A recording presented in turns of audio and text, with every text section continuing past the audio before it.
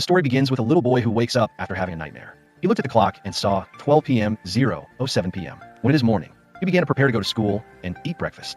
While eating, he heard his mother coughing and went to check on her situation because she was diagnosed with cancer. After that, he also went to class and sat and drew monsters in his notebook until they received a note that they would meet after school as usual. I still look up and recognize my classmates. Henry was staring at him. The teacher noticed that something was wrong and came to ask him, but the boy said nothing. After school, Harry pushed him to the ground and kicked him. While kicking, he asked what was interesting in his fantasy world. Then when he returned home, Thoreau discovered a projector in the middle of the living room. His mother walked down the stairs and said it belonged to his late grandfather. After that, two mothers and daughters lay on chairs together, watching movies through the projector. The boy asked why the peacock didn't crush all his enemies when he had the strength to do so. But when he turned to look at his mother, he saw that she had fallen asleep. There's a bow, then goes up to his room and draws the hill of a cemetery next to the house. There's a small house and a large yew tree next door.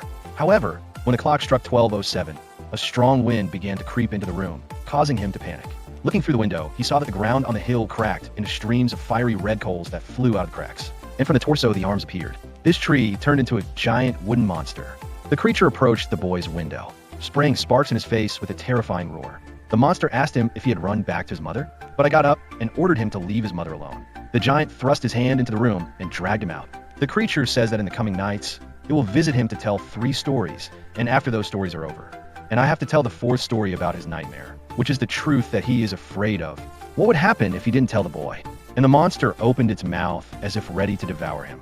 At that moment, he woke up on his desk, panicked, and ran to her mother's bed and asked to sleep with her. The two mothers and daughters hugged each other and fell asleep together. When it was morning, he went to the cemetery where the old tree was still standing, but decided not to approach. When he returned home, he saw his grandmother arguing with his mother. Seeing the euphoria move the theme of beating the drum in discouragement. His grandmother then asked him to go into the kitchen to make tea. While boiling the water, he also heard his grandmother tell him that he should tell the truth to you, but his mother refused. Grandma then went into the kitchen and told her that she would have to stay at her house for a while. The boy immediately retorted, saying that it would never happen because his mother would recover and she would have to go somewhere else. The argument was interrupted when he fell to the floor of the living room. The grandmother ran to the corner to ask for medicine. After taking the medicine, his mother began to feel better. That night, he was sleeping on a chair in the living room because his grandmother had occupied the bedroom. Suddenly, a strong wind blew up when the family clock struck 12:07. The boy went out into the yard and met the wooden monster that was waiting for him. He said he didn't want to hear any stories because what he really needed was his grandmother's help. However, the monster replies that it will not solve his problems, but will teach him how to solve them through stories. This creature began to surround him with its roots, show him that a long time ago, this place used to be a kingdom ruled by a wise king along with a queen. However, tragedy occurred that caused the king to lose 3 children in battles with giants. The dragon enters the witch. The pain was so great that the queen left the king. The only remaining family of the king is his orphan nephew who grows up to become a brave prince and is loved by the people. Many 5 passed. The king remarried to a young woman. But the king was seriously ill, and there were rumors that the new queen was poisoning him to take the throne. Meanwhile, the prince fell in love with the daughter of a farmer. Sometime later, the king died, leaving the throne to the queen, because the prince was still too young and to hold power. The queen proposed to marry the prince, but he refused and fled with the farmer's daughter. The couple hides under a yew tree. It was actually a monster. When the sun rises, the prince wakes up and finds his lover dead. He returns to the kingdom, accusing the queen of murder and sparking a rebellion.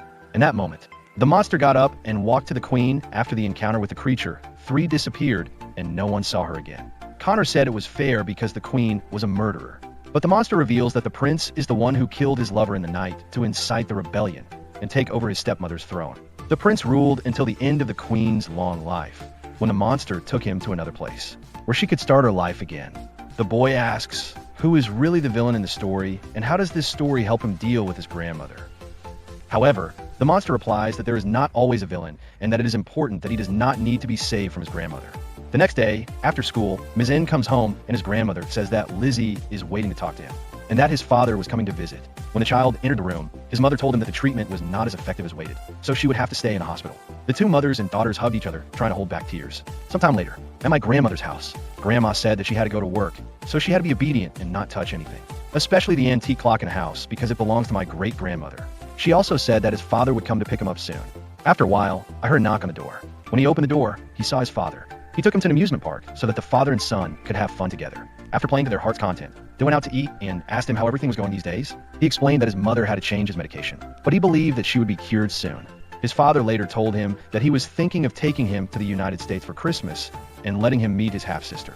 The boy said he didn't want to visit because living with her was boring. His father tried to explain that the house they were living in was very small and there was not enough room for the whole family.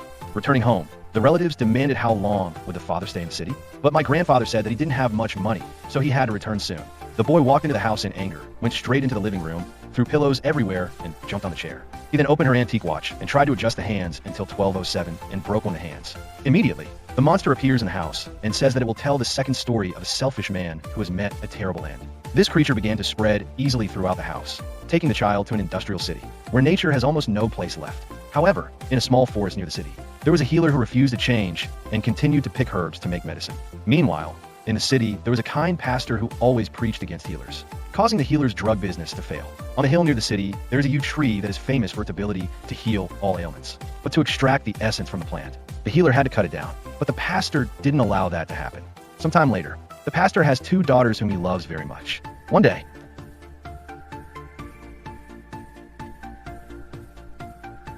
the healer asked, after preaching against him so much, will the pastor give up his faith to save his daughter?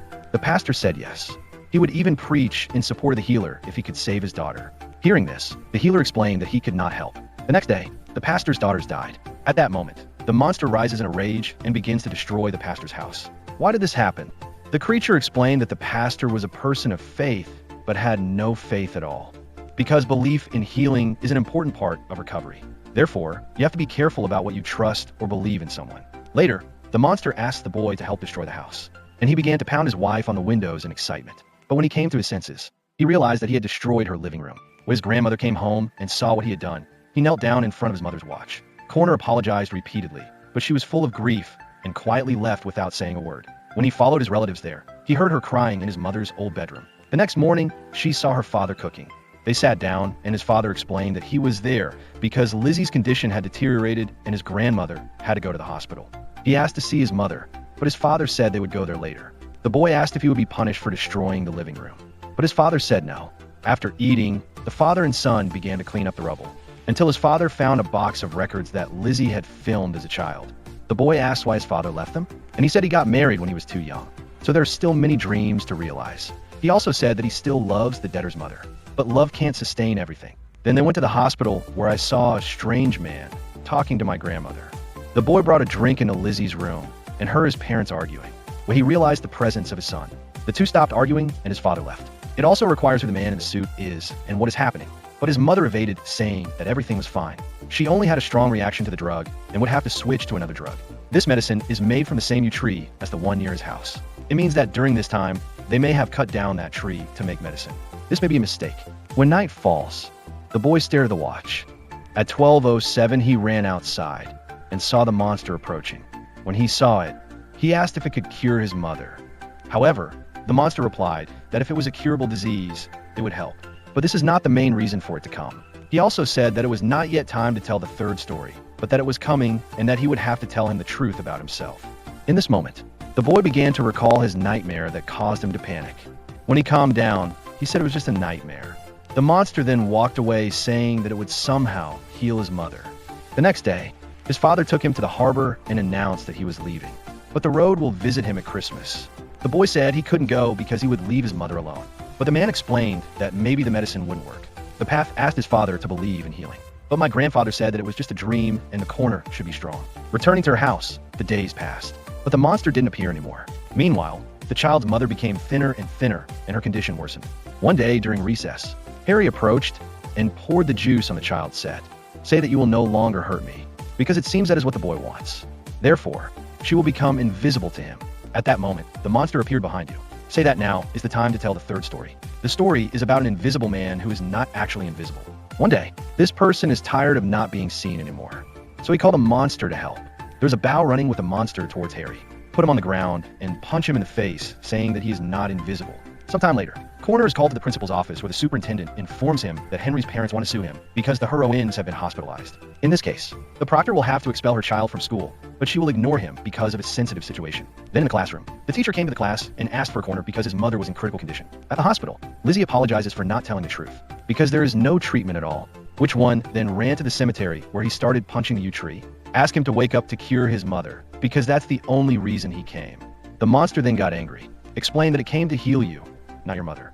Hearing this, the boy burst into tears. The monster said it was time to tell the fourth story. At this time, his mother appeared at the cemetery, and everything began to fall apart. Creating a huge hole in the ground causes Lizzie to almost fall into it, but he manages to hold her back. Suddenly, everything was silent, and I was no longer holding my mother. The monster approached, asking him to tell the truth. The boy finally opened up and said that he just wanted the pain to end because he knew his mother would not survive. So I just wanted her to leave quickly. So in his nightmare, he always let go of her, and he felt he deserved to be punished for it. The monster then lifted him up in his arms, explained that it's the most natural feeling in the world, so he shouldn't feel guilty. He said he was tired, but needed to go back to the hospital to be with his mother. The creature asked him to rest, because what will the two have to meet? And that same day, when it was already dark, she woke up to the light from the headlights of her grandmother's car. She appeared and said that she had been looking for him everywhere and needed to go fast because time was so urgent. On the way, the boy apologized for destroying the room, but his grandmother said it was okay. Although the two people did not get along very well, they still have to learn to live together because the only thing they have in common is Lizzie's life. They then hugged each other in tears. When he arrived at the hospital, Coroner held his mother's hand. The monster appears behind him, saying that he needs to tell the truth to complete the story. The boy hugged his mother and cried, said that he did not want her to leave. The mother looked at the monster with a grateful expression. The monster then ends the story saying that at 12:07 the boy let his mother go. Sometime later, the child's grandmother announced that she had rearranged Lizzie's old room for him. Upon entering the room, the boy finds his mother's old drawing notebook, which contains many illustrations of the monster stories with pictures of the creature along with Lizzie. This may have happened due to the pain of loss, the difficulties that Lizzie experienced when her grandfather and him. Shows the deep connection and pain that Lizzie has endured. If you liked this video, subscribe to the channel so you don't miss out on the latest videos.